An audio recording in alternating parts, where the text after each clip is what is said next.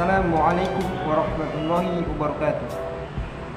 Innal hamdalillah nahmaduhu wa nasta'inuhu wa nastaghfiruhu wa na'udzu billahi min shururi anfusina wa min sayyiati a'malina may yahdihillahu fala mudilla lahu wa may yudlil fala hadiya lahu.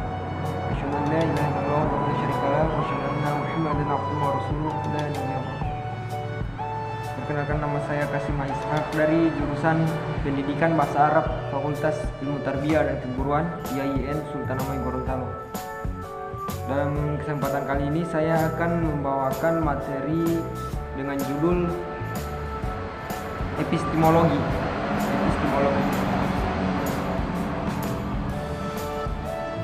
Guna untuk memenuhi tugas mata kuliah filsafat ilmu yang diberikan oleh Bapak Firman Siddiq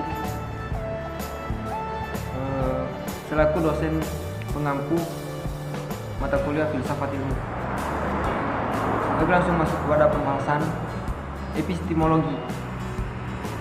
Epistemologi ialah cabang filsafat yang menyelidiki asal muasal, metode-metode dan sahnya ilmu pengetahuan. Terdapat 3 persoalan pokok dalam bidang epistemologi. Apakah sumber pengetahuan itu? Dari manakah datangnya pengetahuan yang benar itu? Dan bagaimanakah cara mengetahuinya? Apakah sifat dasar pengetahuan itu? Apa ada dunia yang benar-benar di luar pikiran kita? Dan kalau ada, apakah kita bisa mengetahuinya? Apakah pengetahuan itu benar, valid? Bagaimana kita dapat membedakan yang benar dan yang salah?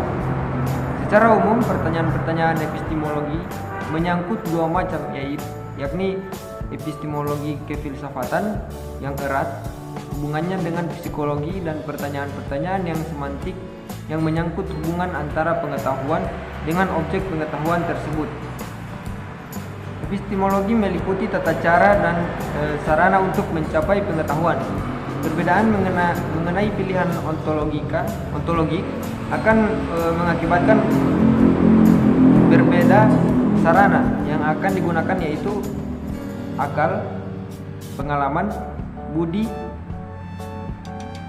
intuisi, atau sarana yang lain. Ditunjukkan bagaimana kelebihan dan kelemahan suatu cara pendekatan dan batas-batas validasi dari suatu yang diperoleh melalui suatu cara pendekatan ilmiah. Pada dasarnya, metode ilmiah merupakan cara ilmu memperoleh dan menyusun tubuh pengetahuannya berdasarkan yang pertama, kerangka pemikiran yang bersifat logis dan argumentasi yang bersifat konsisten dengan pengetahuan sebelumnya yang telah berhasil disusun. Yang kedua, menjabarkan hipotesis yang merupakan deduksi dari kerangka pemikiran tersebut. Dan ketiga, melakukan verifikasi terhadap hipotesis tersebut untuk menguji kebenaran pernyataannya secara faktual.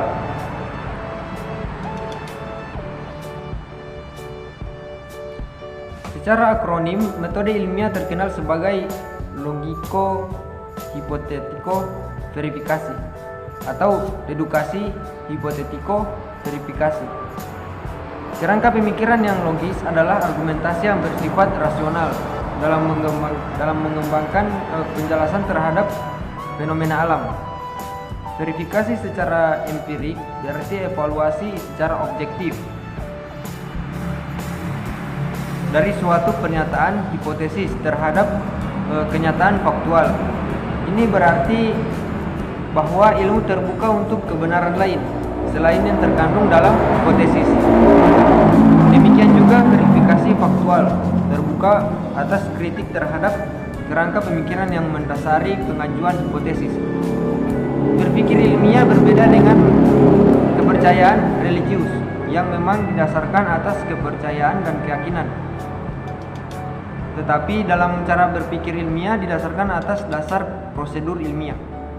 Secara garis besar, terdapat 2 aliran pokok dalam epistemologi, yaitu rasionalisme dan empirisme, yang ada gilirannya kemudian muncul beberapa isme lain, misalnya rasionalisme kritis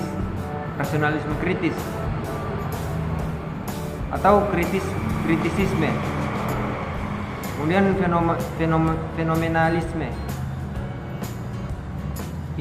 intuisionisme, positivisme, dan seterusnya. Rasionalisme adalah suatu aliran pemikiran yang menekankan pentingnya peran akal atau ide, sementara peran indera dinomorduakan. Pemikiran para filosof pada dasarnya tidak lepas dari orientasi ini. Rasio dan indera. Dari rasio kemudian melahirkan rasionalisme yang berpijak pada dasar ontologi, idealisme atau spiritualisme. Dan dari indera lalu melahirkan empirisme yang berpijak pada dasar ontologi, materialisme.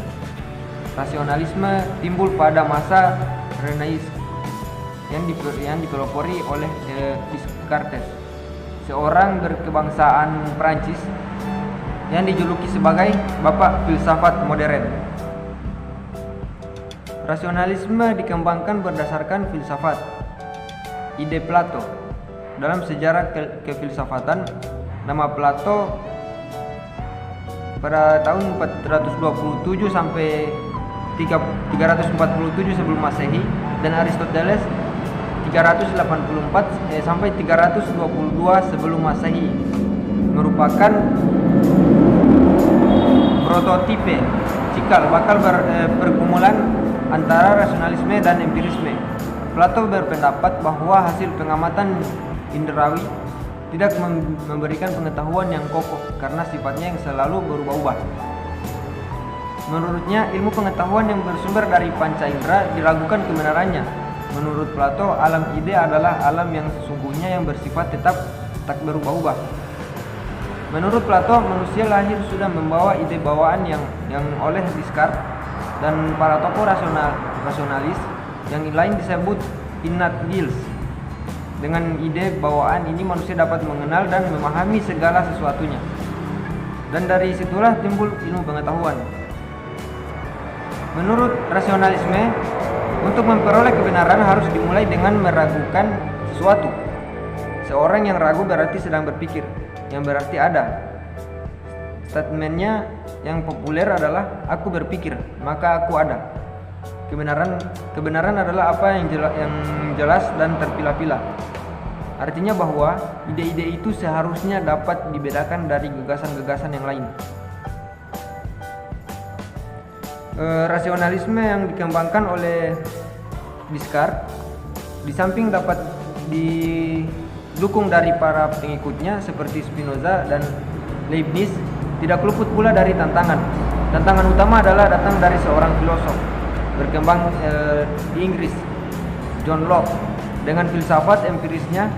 Filsafat empiris kalau dilacak adalah bersumber dari filsafat Aristoteles yang mengatakan bahwa realitas yang sebenarnya adalah terletak pada benda-benda konkret yang dapat diindra, bukan pada ide sebagaimana kata Plato. Menurut Aristoteles, karena realitas adalah bendanya yang konkret itu sendiri, bukan ide, maka ide tentang benda tidak terdapat dalam kenyataan. Meski demikian, Aristoteles juga mengakui adanya ide, tetapi ide yang terletak pada benda itu, bukan seperti ide Plato yang berada pada rasio. Menurut Plato, dengan ide terlahir ilmu pengetahuan yang umum dan tetap. Aristoteles tidak menyangkal dalam hal ini, tetapi sesuatu yang umum dan tetap itu tidak berada di dunia. Ide yang tidak konkret melainkan berada dalam bendanya yang konkret itu sendiri. Mungkin demikian yang dapat saya sampaikan. Apabila ada salah kata, saya mohon maaf. Bila bisa bilhaq, fastaghfirul khairat. Assalamualaikum warahmatullahi wabarakatuh.